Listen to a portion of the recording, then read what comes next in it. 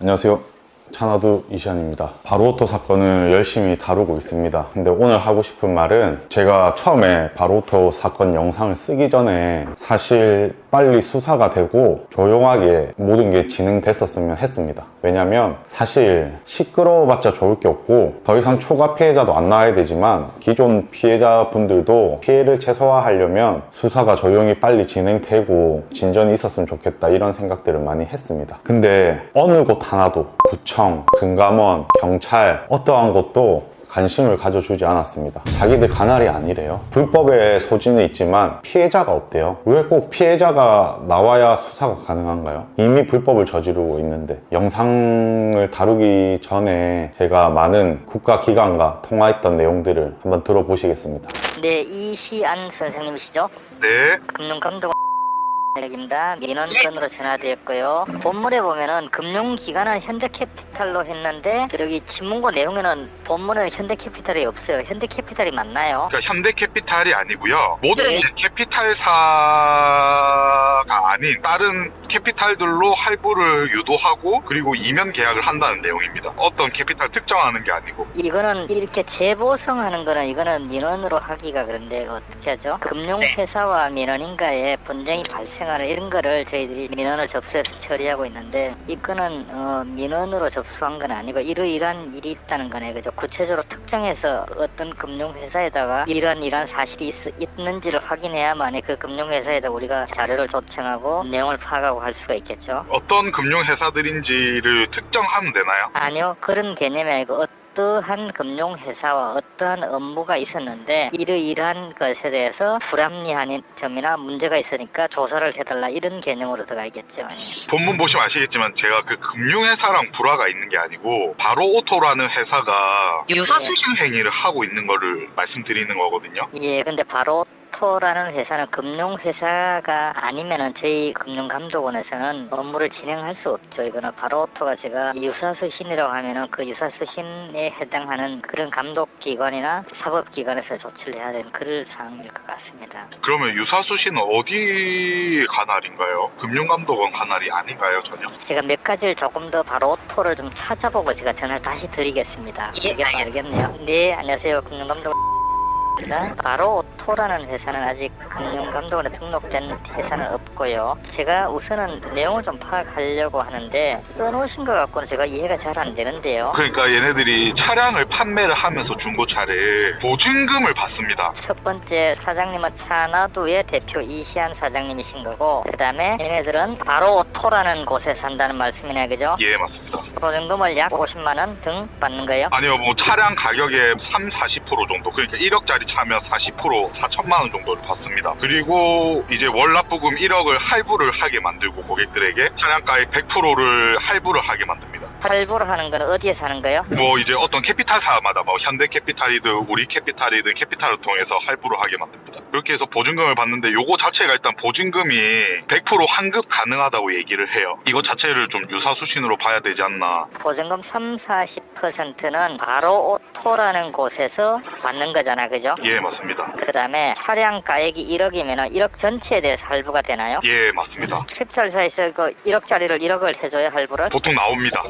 문제가 없으면. 또 이 할부금은 바로오토에서 전액을 1억을 받겠네요? 그렇게 되나요? 그거는 이제 바로오토에서 다 받을 수도 있고 차량을 판매하는 중고차 업체들이 있을 거 아니에요. 판매하는 데가 바로오토 아닌가요? 그러니까 바로오토가 자기들이 들고 있는 차량도 판매하지만 렌카라든지 이런 데서 있는 모든 중고차를 판매를 합니다. 소비자가 가서 차량 가액 1억짜리를 할부를 하게 되면은 그 할부 1억 원은 자기 차면은 바로오토로 가는 거고 그러면은 소비자는 차량 가액을 이미 30% 40% 냈잖아요. 내고 나서도 또 1억짜리 할부 계약을 하나요, 그러면은? 그렇죠. 할부 계약을 하는데 소비자들은 왜 보증금을 맡기냐면 바로오토에서 월납부금도 30-40%를 내줍니다. 근데 이거는 내줄지 안 내줄지도 모르는 거잖아요. 일단은 내주고 있는데 결국은 나중에는 폰지 사기처럼 이제 신규 가입자를 통해서 돌려막기 하다가 보증금이 터져버려요. 이런 피해가 너무 많았거든요, 그동안. 그리고 금융법에도 이면 계약은 불법으로 정하고 있습니다. 캐피탈을 통해서 이미 계약을 한 사람이 제3자 회사를 통해서 또 한 번 이면 계약을 하는 거는 금융법에 이게 위반되는 행위 있거든요. 캐피탈에서도 금지를 하고 있는데 캐피탈에서는 이런 사실들을 모르죠. 캐피탈사 소개 같은 건 누가 해요? 이게 바로 오토이사나요? 예, 바로 오토 딜러들이 다 하고 있습니다. 바로 오토는 큰 회사인가 보죠? 뭐 제법 규모가 있는 걸로 알고 있습니다.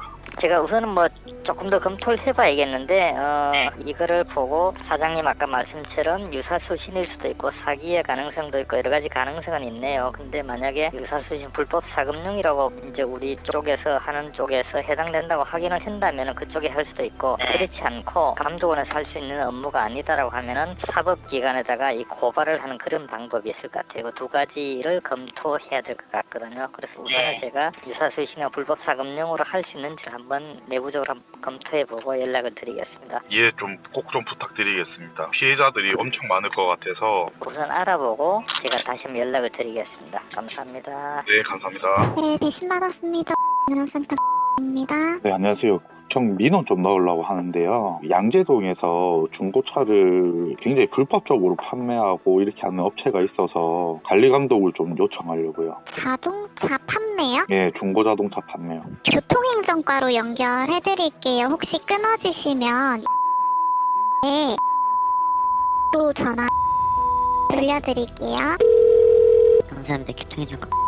네, 안녕하세요. 양재동에서 중고차 판매를 굉장히 너무 불법적으로 하는 업체가 있어서 민원을 좀 넣으려고 전화 드렸거든요. 오토갤러리 말씀하시는 거예요? 예, 오토갤러리요. 어떤 내용이죠? 바로 오토라는 업체가 있고요. 거기 이제 그 개그맨 이라는 분과 배우 이라는 분을 통해서 이렇게 굉장히 공격적으로 마케팅을 하는데 일단 이면 계약을 합니다. 고객이랑 캐피탈이랑 할부로 전액 할부를 유도하고 자기들한테 보증금을 걸라고 해요. 그리고 자기들이 월 이용료에서 뭐 30%에서 40% 정도를 대납을 해주고요. 그래서 이 이면 계약은 엄연한 불법 행위인데 요걸 계속 하고 있고 보증금을 받는 게 불법이거든요. 수익이 날 수 없는 구조로 얘네들이 지금 그렇게 보증금을 받아서 결국에는 이렇게 나중에 폰지 사기처럼 터져요. 이거 선생님 캐피탈 끼고 하는 그 리스로 가는 거죠 거의 대부분. 근데 리스가 아닌 게 리스는 이제 캐피탈사가 명의가 되잖아요. 근데 얘네들은 고객 명의로 전액 할부를 하는 거죠. 차량은 이거 바로 도상품용 차량들로 그렇게 한다는 말씀이에요? 그 양재동에 있는 상품용 차라든지 뭐 수원이나 뭐 인천이나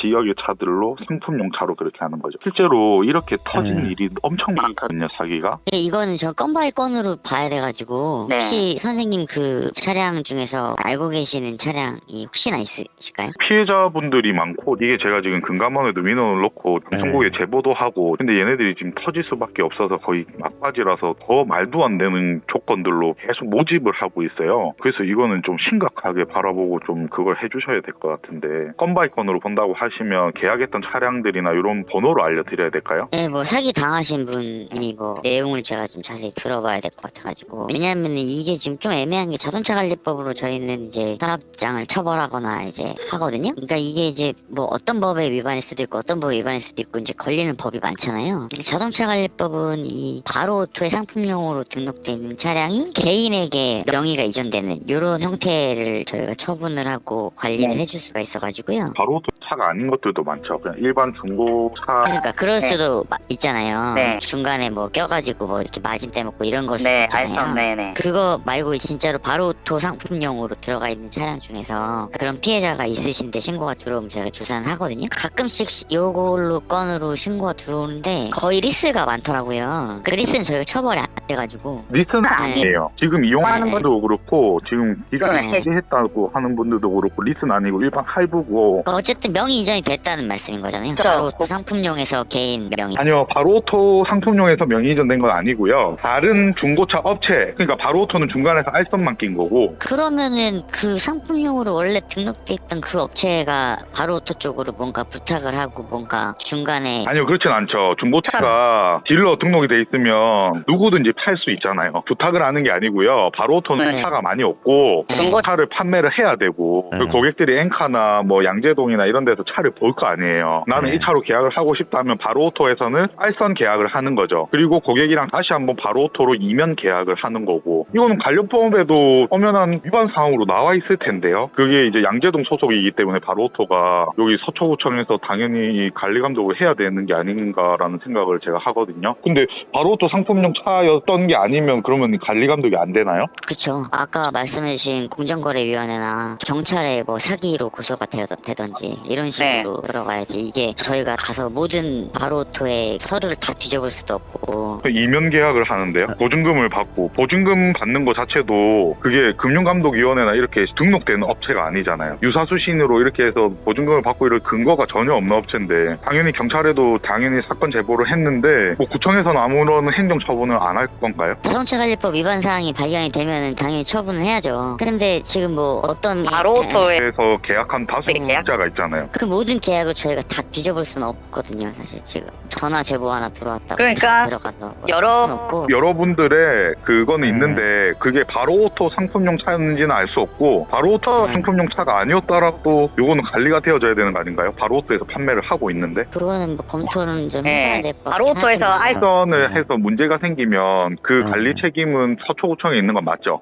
100% 그걸 다 서초구청에서 처분하고 하는 건 아니죠. 자동차관리법 위반 사항이 있는지는 봐야 되죠. 그러니까 있다고 하면 있다고 하면은 저희가 뭐 사업 정지를 하든 뭐 과징금 처분을 하든 뭐 그런 거는 뭐 요거를 알려드렸을 때 바로오토 측에서 요 사실을 알면 안 돼요. 뭐 서류 같은 거 없앨 수 있으니까. 그것도 그렇고요. 피해자분은 계약서 같은 거 갖고 계실 거 아니에요? 다 갖고 있죠. 알게 됐을 경우에 본인이 되게 곤란해질 것 같다라고 해서 개인이 왜 곤란할 건 뭐 있어요? 보증금이 바로오토 쪽에 있잖아요. 보증금을 못 받을 수도 있어서. 그 보증금 자체가 불법이잖아요. 보증금을 받는 중고차 업체가 어디 있어요? 그러니까요. 근데 보증금이 이미 다 바로오토 측에 걸려 있으니까 그게 문제가 되는 거예요. 보증금을 걸고 본인들이 그 할부 계약금의 일정 퍼센트를 내준다 이런 식의 계약이라는 거죠. 쉽게 얘기하면. 그렇죠. 선생님이 들으셔도 왜 보증금을 받고 월 납입료를 내주지라는 그러니까요. 드시잖아요. 근데 그 사는 사람은 어떤 포인트에서 속는 거예요?